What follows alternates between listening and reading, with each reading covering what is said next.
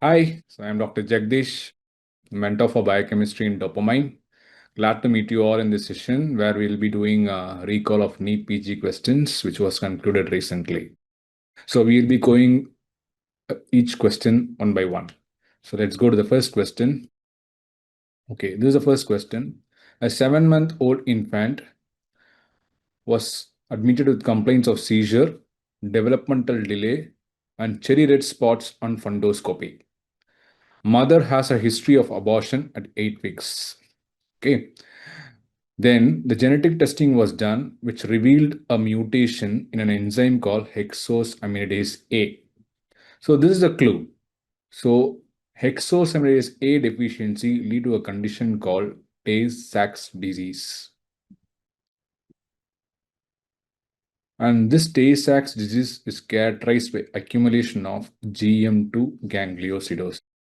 So the question is, which of the following accumulates in this condition? So the right answer is GM.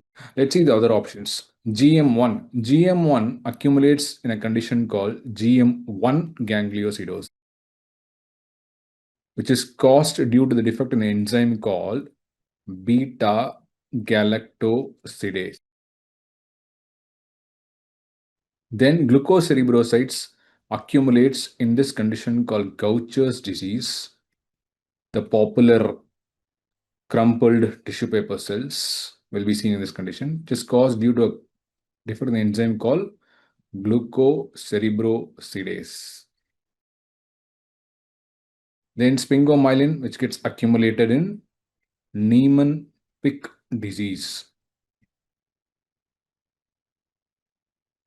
caused due to the different enzyme called sphingomyelinase. Okay, fine. So that's about this condition. So just for the completion's sake, these are the other causes for cherry red spots, especially the metabolic causes for cherry red spots: sialidosis, galactosidosis, Fowler's disease, and metachromatic leukodystrophy. So that's about this question. Now let's go to the next question. 10-year-old boy with coarse facial features, organomegaly, corneal opacity, and peripheral neuropathy. So whenever you see corneal opacity, you should remember this condition called Hurler's disease is caused due to the accumulation of something called glycosaminoglycans. And this is confirmed by the statement saying that there is a genetic mutation involving this enzyme called alpha hydroxylase, which is causative for Hurler's disease. So which of the following accumulates in this condition? Okay. So in both Hunter's and Hurler's, both are mucopolysaccharidoses. There will be accumulation of these two glycosaminoglycans, dermatan sulfate and heparan sulfate. Then how to differentiate between these three? It's based on this fact called corneal opacity. There won't be any corneal opacity in Hunter's disease. That's it. So the answer for this question is accumulation of dermatan sulfate and heparan sulfate, which is characteristic feature of Hunter's disease as well as Hurler's disease. But this is a condition of Hurler's disease. Now coming on to the next options, heparan sulfate. Heparan sulfate predominantly accumulates in this condition called Sanfilippo's disease. Then keratan sulfate accumulates in Morque's syndrome. Chondroitin sulfate, this accumulates in Slice disease. So that's about this options. Okay, fine. So the correct answer is accumulation of dermatan sulfate and heparan sulfate. Then the third question is 10-year-old boy presents with multiple freckles and photosensitivity. On examination, it was found there were 2 basal cell carcinomas on the face. Which of the following DNA repair mechanism is defective? Okay, so this is a nucleotide excision repair.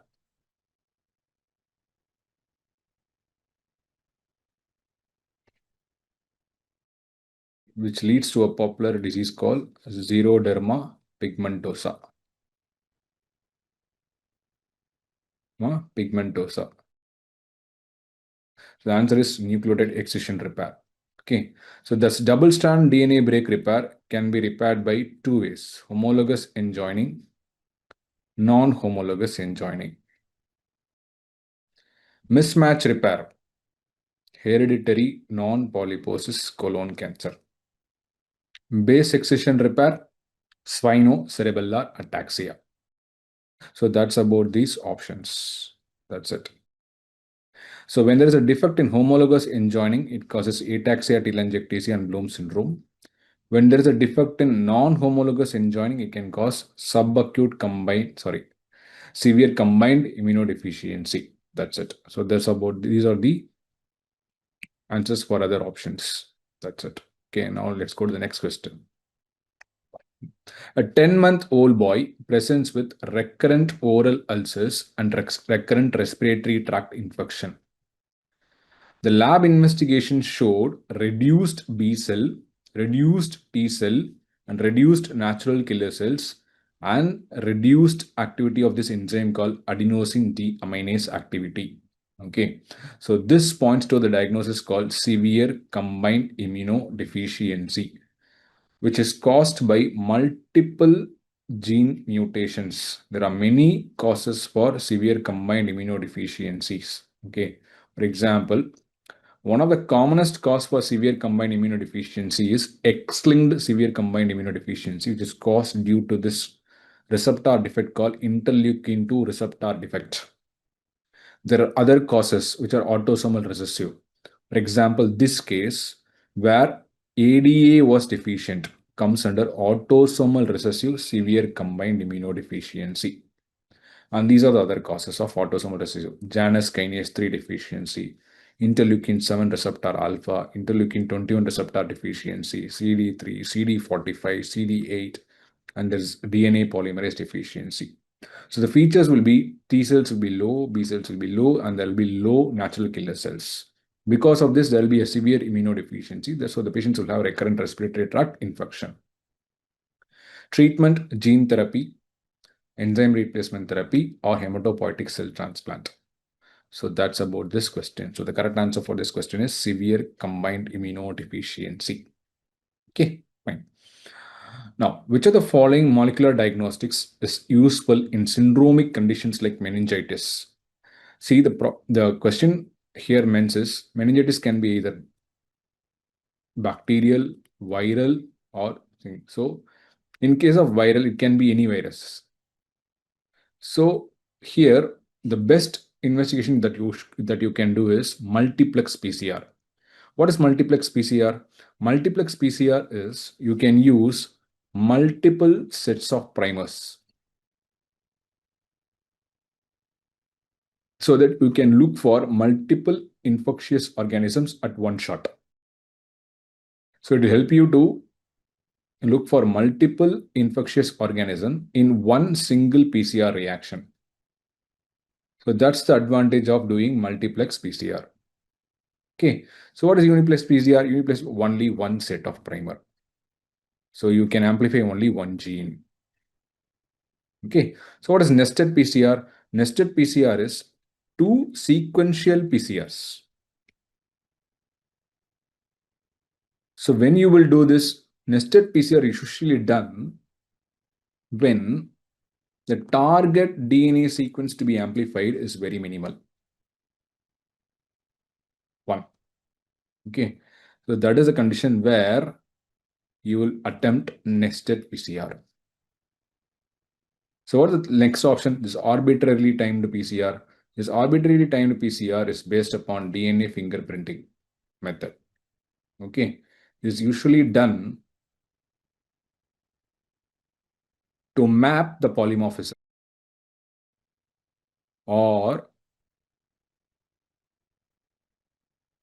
to map the taxonomy of different species. So that's about this arbitrarily timed PCR. So the best investigation that you can do in this patient is multiplex PCR using multiple sets of primers, each targeting an infectious disease. That's it. That is what I'm trying to tell you is you can do PCR for looking for Epstein-Barr virus, cytomegalovirus, like that, so that you can do it in one shot. So that's about this. A frame shift mutation was introduced into the coding sequence of an mRNA. If this occurs in the fourth position in an mRNA, which contains 900 nucleotides, what is mostly likely? What is most likely to happen? See, frame shift mutation can happen because of deletion or insertion. So one of the important feature of genetic code is there are 4 features. Okay, one of the important feature is, for example, this is called genetic code is universal, unambiguous, degenerate. The last but not the least, it is non-overlapping and continuous. So whenever a deletion happens or insertion happens, the whole reading frame gets altered. So what happens? So here a mutation, here there is a insertion at 4th nucleotide. So the whole reading frame will change.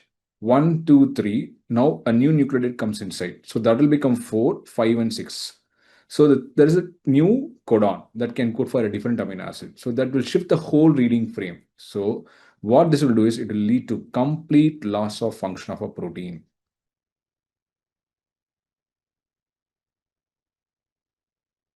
So that's about the impact of frame shift mutation. So let's go back to the options. No change. No. It will cause some change. Partial loss of protein and function. No. It will lead to complete loss of protein because the whole frame is getting shifted. Last option, no change in function as will be rectified by post-translation modification. No, that is wrong. Post-translation modification happens only for synthesized protein. So because of the mutation, there will be a defective protein. The defective protein can undergo PTM. That will not change the function of a protein. That's it. Okay, so the correct answer would be complete loss of protein function. A 70-year-old man, next question, presents with fracture following a trivial trauma. He has perifollicular hemorrhages, lusterless hair, and dry skin. He is on exclusive diet on toast and buns and have microcytic hypochromic anemia. This is slightly a tricky question. Which of the following is most likely to be deficient? Okay. See, fracture following a trivial trauma in 70-year-old man could be because of senile osteoporosis first, or it can be because of vitamin D deficiency. 1. Then this point, he has perifollicular hemorrhages, lusterless hair, and dry skin. Okay. This points towards vitamin C deficiency. So this is classically seen in adults who are having vitamin C deficiency. Okay. And vitamin C deficiency can also cause anemia. Why? Because vitamin C is can aid in the absorption of iron. How? Fe3 plus will be converted to Fe2 plus. Only then it can be absorbed. And this can be helped by vitamin C. So vitamin C deficiency can cause anemia. So I would say this is a case of vitamin C deficiency. Plus, vitamin C is a cofactor for this enzyme called prolyl hydroxylase. Okay. This is an enzyme responsible for maturation of collagen. Without this, collagen cannot be converted to procollagen to collagen, and collagen will not be strong because cross-linking will be deficient. So which of the following is most likely to be deficient? I would choose prolyl hydroxylase because that is vitamin C dependent. Okay, fine. When it comes to glutathione peroxidase, it is selenium. That is a mineral. ALA synthase, pyruvate kinase, not relevant here. It can cause anemia, but it's not relevant here. Okay, fine. So the answer for this question could be prolyl hydroxylase. Fine. So see here. So vitamin C deficiency causes bleeding gums, petechiae, and ecchymosis, which is nothing but scurvy. Whereas in adults, There will be prominence of hair follicles. Okay. And the hair will have a corkscrew appearance. Okay. And the petechiae which you find in the skin because of vitamin C deficiency will have a pale halo ring around the central erythematous core. Okay. So that is the reason for perifollicular hair, which is what we see in this patient. Okay, fine. So I would say the answer for this question is prolyl hydroxide. Okay, which is a vitamin C dependent enzyme. Fine. A laborer was stuck in tunnel for 5 days. Which of the following will be the source of glucose for brain during this period? So almost 5 days, no food. So what will be the source of glucose? Gluconeogenesis.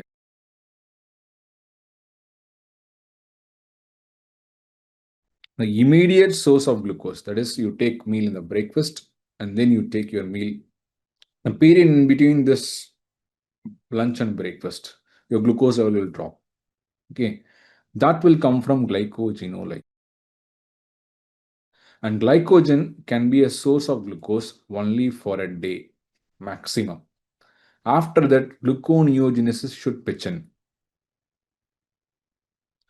Gluconeogenesis is nothing but process of producing glucose from non-carbohydrate precursor. So that should pitch in to release glucose into your blood circulation. Okay. And there's one organ which is dependent on glucose for its energy demand, that is brain. Once gluconeogenesis stores are getting exhausted, once glucone is not able to produce glucose, then brain will switch to, which usually happens after weeks of starvation. Okay. So brain can utilize only glucose. If not, it can depend on ketone bodies, which are derived from acetyl-CoA. Okay, so that's about it. So the answer for this question is gluconeogenesis. An image shows the characteristic skin findings of phrenoderma described as plate hyperkeratotic papules, what you see here. Which of the following should be done next? Okay, phrenoderma itself is a clue. Phrenoderma happens in a vitamin deficiency called vitamin A. Vitamin A deficiency causes major manifestations, but one of the dermatological manifestation of vitamin A deficiency is hyperkeratosis, which can lead to phrenoderma. So the next thing that what you should do in this patient, that's the question. Next thing what you should do to this patient is to look at his eyes, ocular examination. Why? Because vitamin A deficiency causes xerophthalmia. So what is xerophthalmia characterized by? Xerophthalmia is characterized by night blindness,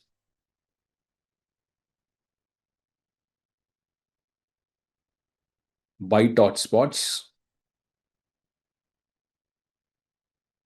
then corneal, that is keratomalacia. Is there any other condition that can cause phrenoderma? Yes, deficiency of essential fatty acids, linoleic acid, linolenic acid, arachidonic acid, that can also cause phrenoderma-like appearance. So that's about this question. So if a patient comes with phrenoderma, what will you look for next? It is mostly associated with vitamin A deficiency. So I look into his eyes. So that's the answer for this question. Okay. An 8-year-old boy presents for evaluation of subcutaneous xanthoma on his right elbow. His father died of myocardial infarction recently. Okay. So 8-year-old boy, his father. So his father may not be as old. So it's a young myocardial infarction. So lab investigation showed total cholesterol of 480, triglyceride of 146, okay, and LDL of 300. Which of the following lipoprotein disorder is most likely? First, we have to, let's see, there is xanthoma. So there is an early MI in the family, that is in the father, 1. Second, total cholesterol is very, very high. LDL cholesterol is very, very high. Triglyceride is normal, as less than 150 is recommended. Okay, so this points towards type 2 lipoprotein disorder, especially type 2A. is also called as familial hypercholesterolemia. Familial hypercholesterolemia. So what is the cause? Type 2A has multiple causes. Okay. So type 2A is caused due to defect in LDL receptors. So the LDL cannot be taken up by the peripheral cells. So the accumulation of LDL will happen that leads to familial hypercholesterolemia. So this is a common cause, defect in LDL receptors. There are other causes also. ApoB defect, one. Second, so when ApoB is defective, again that cannot be taken up by LDL receptors. Second, there is one more protein called PCSK9 that can also cause type 2A. PCSK9 is a negative regulator of LDL receptor. Okay, so PCSK9, if it is present, LDL receptor will not come to the surface. So when there is a PCSK gain of function mutation, there will be a lot of PCSK, so there won't be any LDL receptors, so patient will have familial hypercholesterolemia. So these are the three important. So to completion, so type 1 is familial chylomicronemia syndrome caused due to lipoprotein lipase deficiency, which will cause eruptive xanthomas, pancreatitis, etc. Type 2A, which is this case, familial hypercholesterolemia, LDL receptor defect, ApoB defect, and PCSK9 defect. There will be tendon xanthoma. Okay, there will be tendon xanthomas in familial hypercholesterolemia. Type 2B is familial combined hyperlipidemia, where there will be accumulation of cholesterol as well as triacylglycerol.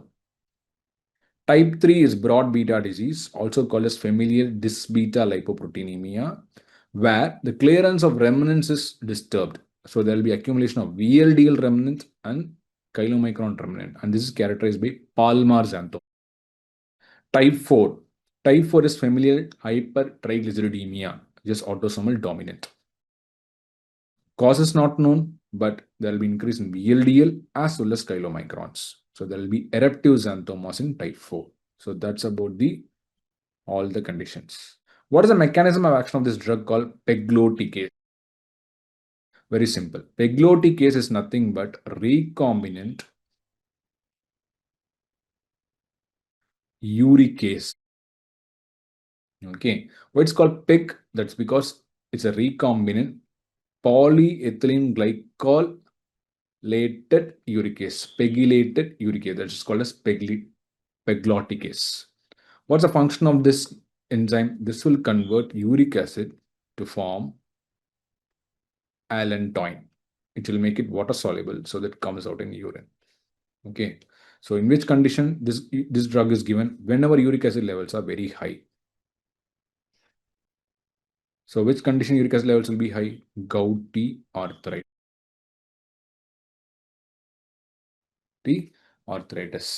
So uricase is nothing but uric acid oxidase. That's it. Okay. So mechanism of action, it oxidizes uric acid and converts it to allantoin. Now let's see the other options. Inhibit xanthine oxidase. No, that is not done by pegloticase. That is done by one drug called allopurinol, which is a suicidal inhibitor of xanthine oxidase. And one more drug called febuxostat. That's about xanthine. Inhibits urate 1. Those group of drugs are called uricose uric drugs. That is done by this group of drugs called probinazine and fibrate. So that's about the other options. Okay. For the completion check, there is one more recombinant uricase that's called RAS. That also is a uric acid oxidase.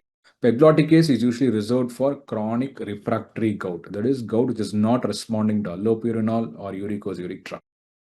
That's when physicians will look for peglot. Next question. A 40-year-old woman underwent ileal resection and presents with anemia despite taking good diet. Her RBC is 2.8 million cells per cubic mm. Serum iron is 164 microgram per deciliter. Which of the following is most likely? So they're basically asking what type of anemia is. Okay. Here, there are two clues. Ileal resection is one clue. Okay. Serum iron is another clue. Serum iron in a woman of 164 microgram is actually normal. Okay, so iron deficiency anemia is ruled out. Okay, next, ileal resection particularly predisposes patients to B12 deficiency. Why?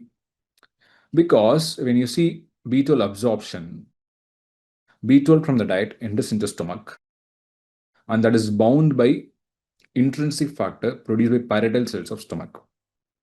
And this intrinsic factor B12 complex will be taken up by the receptors specific for B12 in the ileum. So when there is no ileum, so this absorption of B12 is blocked. So that leads to B12 deficiency. And this B12 deficiency leads to two things. It leads to a condition called megaloblastic anemia, where RBCs will be larger in size. So MCV will be high.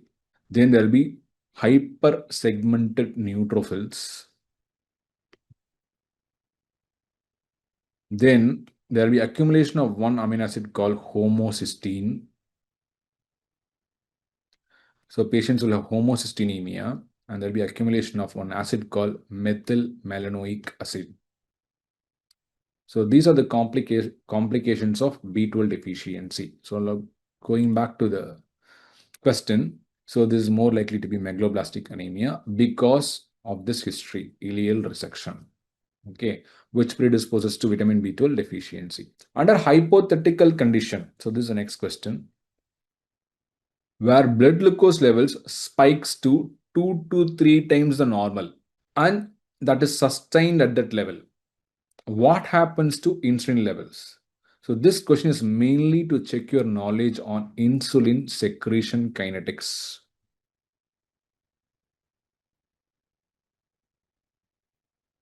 Okay, insulin secretion happens in two phases. Okay, first phase and second phase.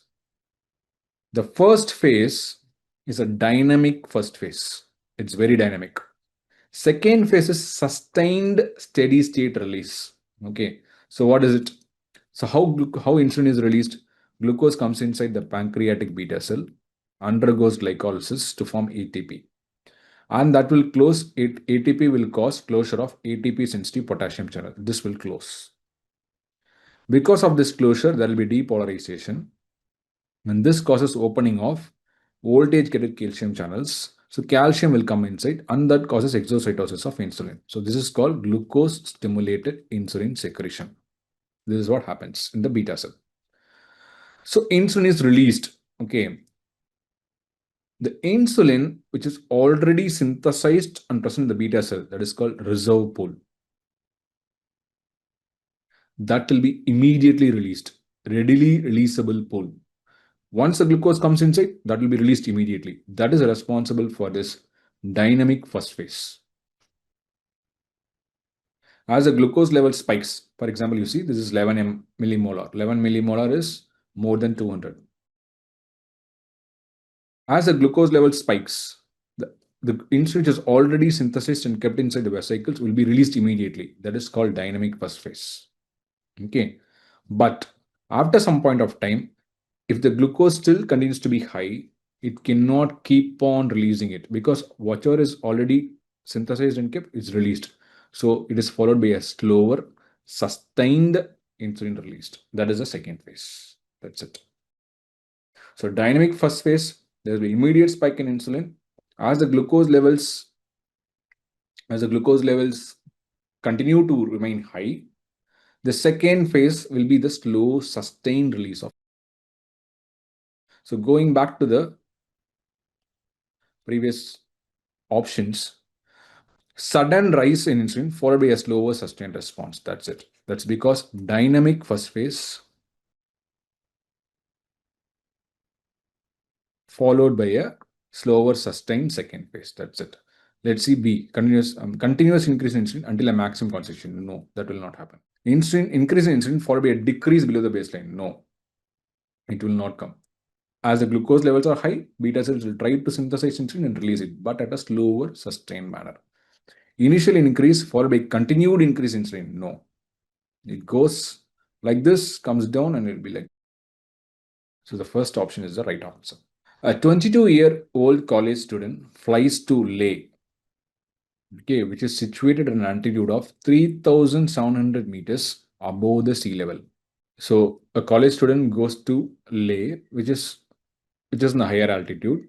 After reaching there, she is experiencing nausea, mental confusion, and blurred vision. Which of the following mechanisms are responsible? So what she's undergoing is called acute mountain sickness. Acute mountain sickness. So what happens in acute mountain sickness is, because of the higher altitude,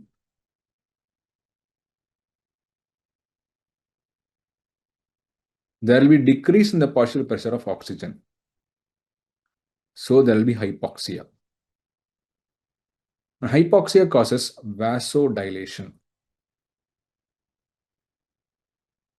of cerebral vessels.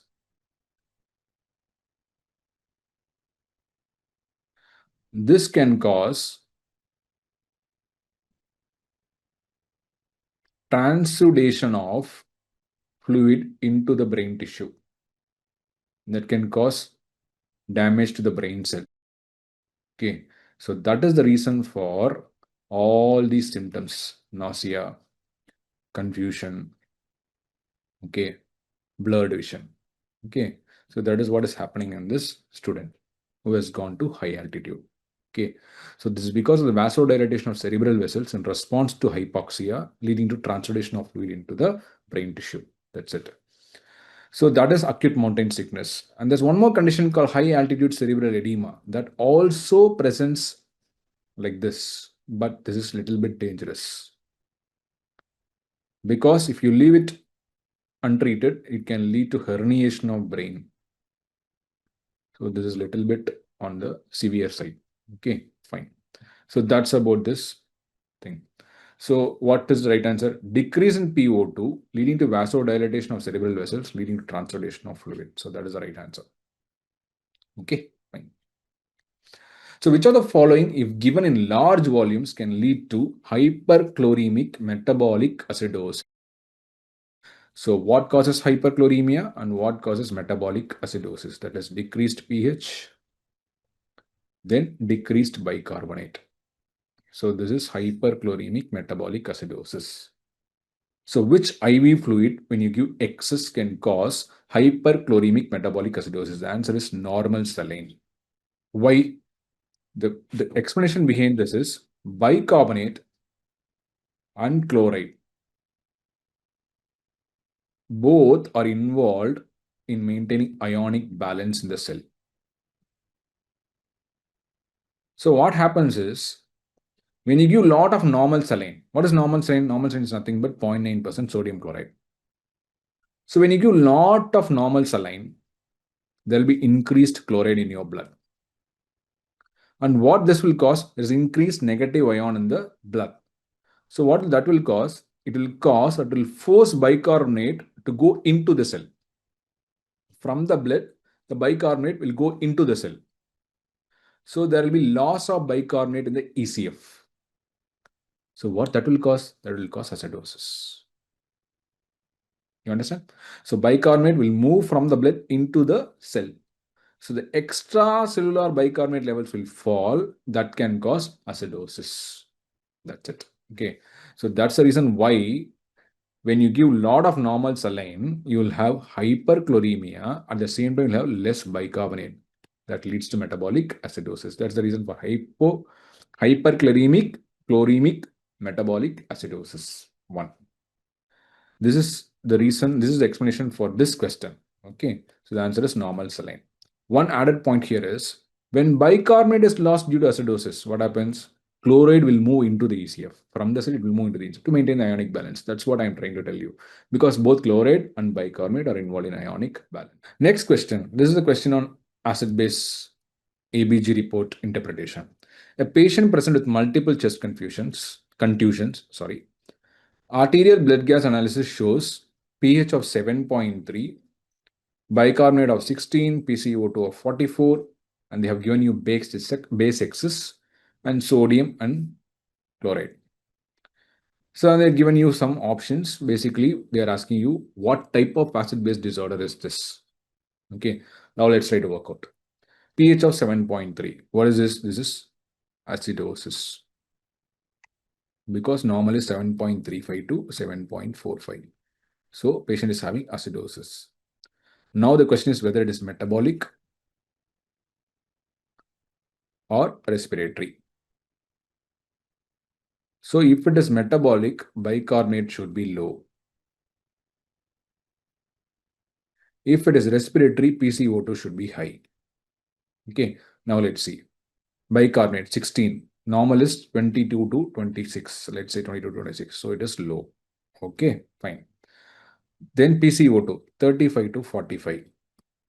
It is normal. So this is a case of metabolic acidosis. So that is sorted out.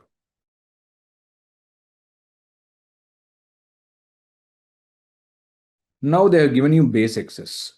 What is base excess? Base excess is nothing but amount of strong acid that you will add to bring the pH to normal.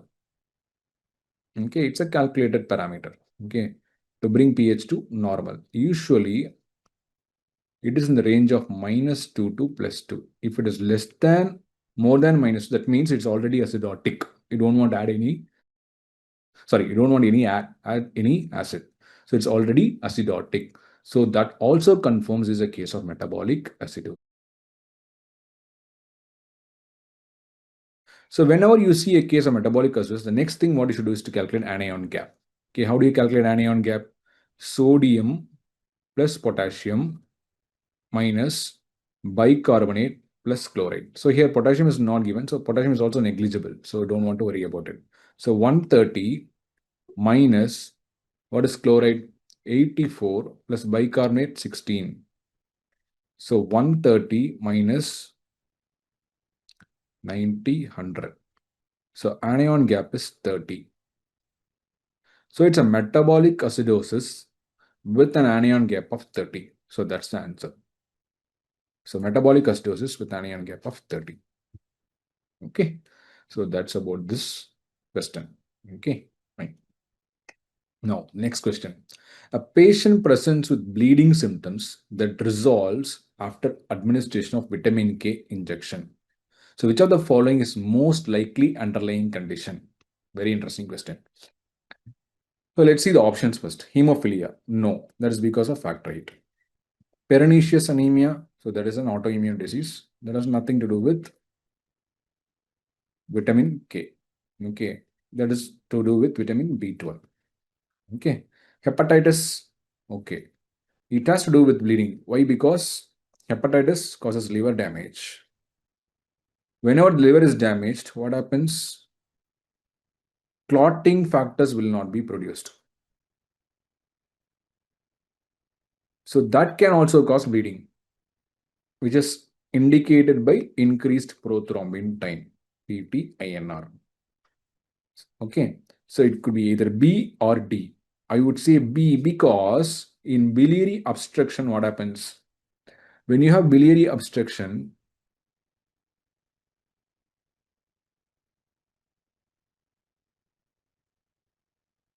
so there is defective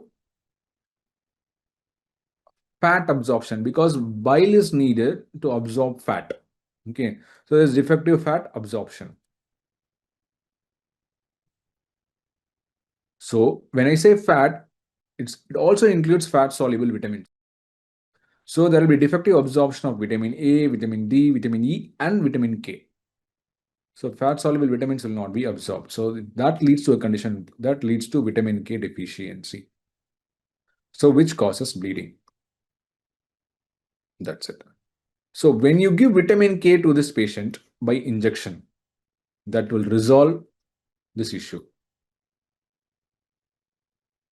So vitamin K infusion will resolve this issue. So that's the clue.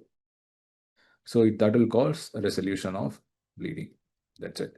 Whereas in a patient with hepatitis, if you give vitamin K, that is not going to solve the problem because there is no clotting factor there. Even if you give vitamin K, it has to go and activate those clotting factors 2, 7, 9, 10.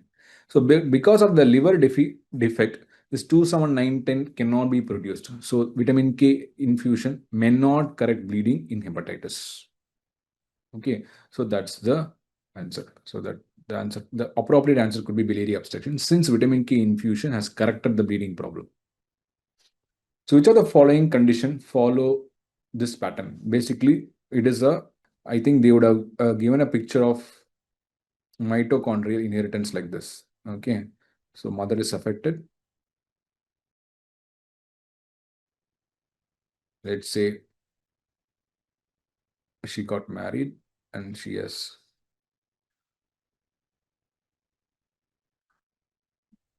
all the children are affected.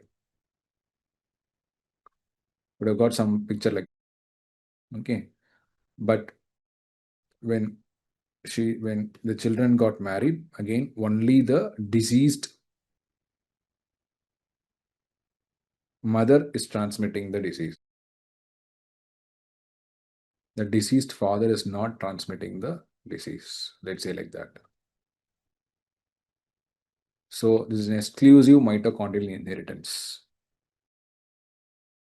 So only when the mother is affected, all the children are affected. But when the father is affected, it is not transmitting the disease, because mitochondria is usually derived from maternal side.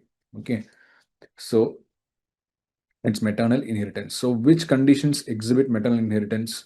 Chiari syndrome, Leber's hereditary optic neuropathy, red ragged red fiber syndrome. So these are the conditions which will exhibit mitochondrial inheritance. So what is achondroplasia? Achondroplasia is a condition caused due to fibroblast growth factor receptor 3 mutation. Williams syndrome, that causes because of the deletion in chromosome 7.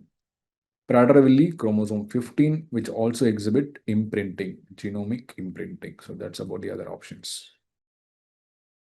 So here the answer is Chiari syndrome, which exhibits mitochondrial inheritance. What is mitochondrial inheritance?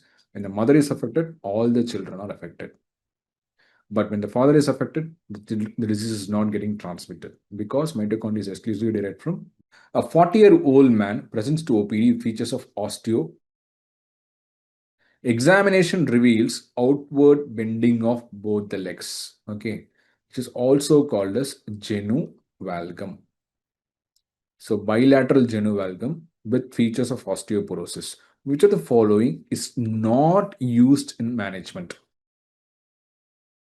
So seeing the options, fluoride, running water, source of water, alum and lime to water, I think they are asking this question to check your knowledge on something called skeletal fluorosis,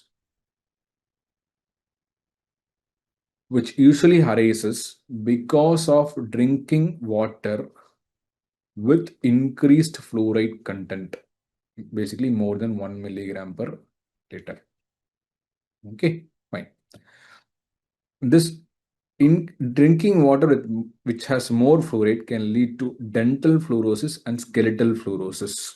Okay, so dental fluorosis can cause dental, there's mottling of enamel. Okay, sometimes it can cause damage to the teeth. Okay, and it can also affect the bones, causing this bilateral genu valgum or knock-knee deformity. Okay, it is still reported in India, especially in Assam. Okay, so how do you prevent this? You should not give fluorine. Okay, you should take fluorine away from the water. Okay, you have to bring down the fluoride content in the water. So how will you treat this? You can advise them surface running water, fresh water, lakes. Okay, those usually have low fluoride content, so that is advisable. Or you can change the source of water. Yes. Or you can add alum and lime to the water. This is called defluoridation. It's also called as Nalgonda technique. Okay, this is done to decrease the fluoride content in the water. So this is advisable. So this is caused due to accumulation of fluoride. The option A is the right answer, because they're asking which of the following is not used in the management. So Nalgonda technique is defluorination of water. Okay, you send the water to a vessel which contains aluminium and lime, alum and lime. Okay, that will remove the fluoride and use the water that is coming out of it. That will have a decreased fluoride content. This is called Nalgonda technique. Okay, so that's about this question. A patient presents with recurrent episodes of disseminated gonococcal infection, and they aspirated a synovial fluid, and they look, and it also reveals Neisseria gonorrhea. So, which of the following could be the underlying mechanism? Okay, so repeated or recurrent gonococcal infections is possible only in this condition called C5 to C9 deficiency. These are the terminal complement system deficiency can lead to recurrent gonococcal infections. 1. NADPH oxidase deficiency is responsible for oxidative burst along with myeloperoxidase. Okay, this deficiency causes chronic granulomatous disease. Myeloperoxidase can cause phagocytosis defect, which is also responsible for oxidative burst. Okay, so that's about this question. Okay, it's a terminal complement deficiency. Again, there's one more question they have asked on ABG interpretation. 69-year-old man present with severe dyspnea and increasing amounts of clear sputum. Okay, they've given you the ABG. They are asking you what type of acid-base disorder is this. So let's work out again. pH of 7.2. So that is acidosis. So if it is acidosis, it can be either metabolic or respiratory. If it is metabolic, bicarbonate should be low. If it is respiratory, PCO2 should be high. Now let's look at the bicarbonate level. 24 to 26. It is normal. Somewhat on the higher side, but it's on the normal range. PCO2 is 66, very high, because the normal range is 35 to 45. So it is more likely to be respiratory acidosis. And this is PO is 44, so that is hypoxia.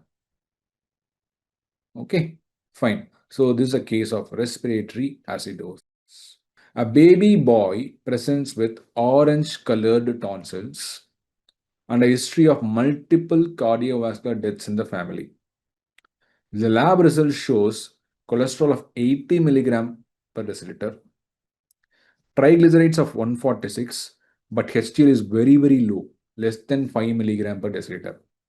So what condition is this? Total cholesterol is okay. It is low, but it's 80 milligram. Triglycerides, normal. HDL is very, very low, less than 5. So this is a condition called Tangiers disease. So what is Tangiers disease? Okay, Tangiers disease is caused due to defect in the gene called ABCA1. This is a protein responsible for cholesterol efflux from the peripheral cells. Cholesterol efflux from peripheral cells. So only when this cholesterol comes out through this receptor, through this transporter, HDL3 will go and pick this cholesterol and become HDL2. Okay, so and this HDL2 will be acted upon by an enzyme called LCAT. Okay, so that's HDL3 is converted to HDL2 by LCAT, and this discoidal HDL will pick up cholesterol from the periphery, just pumped out by this ABCA1. So when ABCA1 is defective, cholesterol will not come out of the cell. So discoidal HDL cannot be converted to HDL3. So that leads to defective HDL formation. So that leads to decreased HDL.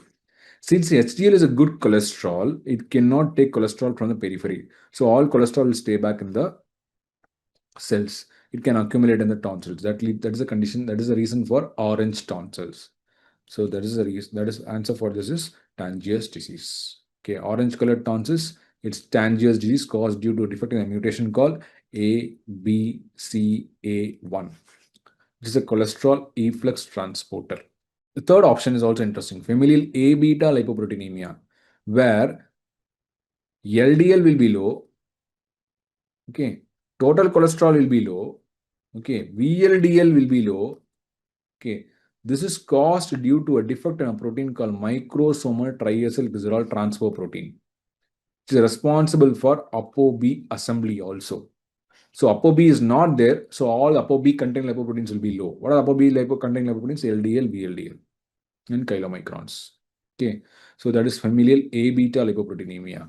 One of the characteristic features of this familial A beta lipoproteinemia is presence of acanthocytes in the peripheral smear. Okay, so you will see cells like this in the peripheral smear. So this is a characteristic feature of familial A beta lipoproteinemia. But in this case, it is HDL. That is a clue. HDL is low, so it's a Tangiers disease caused due to ABCA1 mutation. A child presents with elevated concentrations of phenylalanine. Straightforward. Okay, what is this condition called? Phenylketonuria. But there are multiple causes for phenylketonuria, and that is what they are going to check you in this question. They are saying that phenylalanine hydroxylase activity is normal. Which of the following coenzymes of tyrosine metabolism is defective? Okay, so the answer is biopterin. If you see the reaction, you'll understand. Phenylalanine is converted to tyrosine with the help of an enzyme called phenylalanine hydroxylase. For this, you need one coenzyme called tetrahydrobiopterin, BH4. This tetrahydrobiopterin will donate two hydrogen atoms and convert phenylalanine into tyrosine and becomes dihydrobiopterin, BH2, and which is replenished back to tetrahydrobiopterin by this enzyme called dihydrobiopterin reductase. Okay, so defect in phenylalanine hydroxylase, defect in this dihydrobiopterin reductase, or deficiency of this biopterin, all can inhibit this reaction, causing accumulation of phenylalanine, leading to phenylketonuria. That's about this question. Okay, so this can be deficient, or this enzyme is defective, or this enzyme is defective. All these will lead to accumulation of phenylalanine that causes phenylketonuria. Okay, so that's about this question. Next question. A patient presents with features of dorsal column dysfunction, such as ataxia and neuropathy. The lab shows elevated levels of homocysteine and methylmalonic acid levels. Which of the following amino acids could be deficient? Okay, which we just discussed in the one of the previous questions. Accumulation of homocysteine and accumulation of methylmalonic acid levels is seen in the deficiency of a vitamin called vitamin B12 deficiency. There are multiple causes. One is vitamin B12 deficiency. The other cause is methionine synthase deficiency. So what is this enzyme? This enzyme is the one which is responsible for converting homocysteine to methionine. Okay, so when this enzyme is defective, homocysteine will accumulate. At the same time, methionine cannot be formed. You understand? So that's what this question is. Okay, so here homocysteine is converted to methionine with the help of an enzyme called methionine synthase. So this enzyme is defective, homocysteine will accumulate. When B12 is deficient, again this conversion will happen, homocysteine will accumulate. So ultimately, homocysteine cannot be converted to methionine. So the answer for this question is production of which of the following amino acids could be deficient? Answer is methionine. A patient presents with features of right heart failure, horizontal nystagmus, and ataxia. There is no history of smoking and there is no history of alcohol intake. Which of the following deficiency can cause this? Right heart failure, nystagmus, ataxia.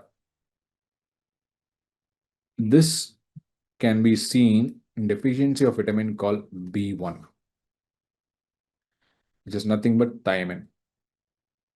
Okay, so thiamine deficiency leads to two things: beriberi, which can be dry beriberi, which can cause sensory and motor neuron disorder, or wet beriberi, which causes dilated cardiomyopathy, leading to right heart failure.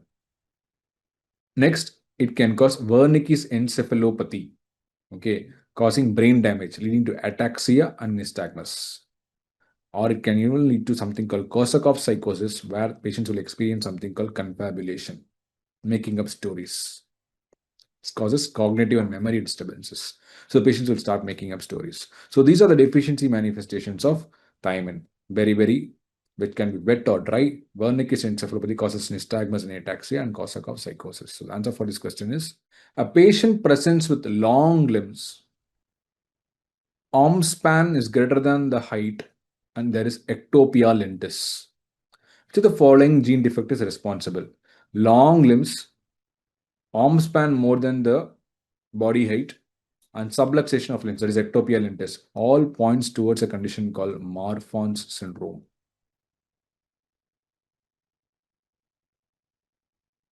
That is caused due to the defect in the enzyme, defect in the protein called fibrillin 1. So the answer is fibrillin 1. Okay. Collagen 51A2 that causes Ehlers-Danlos syndrome. PLOD1, prolyl hydroxylase 1 deficiency, which is vitamin C dependent enzyme, one of the previous question, that can also cause collagenopathies. I think that is kyphoscoliotic EDS. Okay. Then SOD1, superoxide dismutase 1, which is an antioxidant enzyme. When this enzyme is defect, when this enzyme is mutated, that leads to a condition called amyotrophic lateral sclerosis, ALS. Okay, so that's about these options. Okay, one more important point about this, if you remember, we are discussing about homocystinemia. Okay, homocystinemia can also present with features of morphons. That's why they're called as morphonoid features.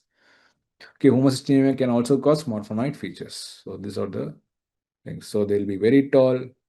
Arm span will be more than the height. There will be subluxation of lens. Okay, so these are called morphons features caused due to a defect in the mutation, the gene called fibrillin 1, FBN1. Okay, homocystinemia can also cause these type of features.